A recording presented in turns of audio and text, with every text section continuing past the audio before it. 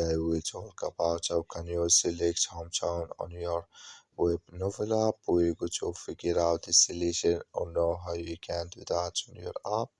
So all you have to do, so you just go down, click here on profile down here. So when you click here on profile, it's going to take you to your profile here. Then all you have to do, so you just click here on photo profile. When you click on photo profile, it's going to take you to this list.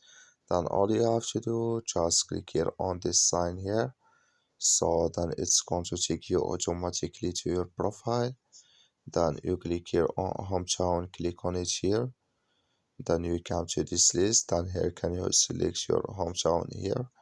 Select your country in this list. So just choose here your country, then it's going to add with you. There is a layer of country, can you choose it? That's all you have to do. Thank you for watching. Don't forget to support us by liking, subscribe.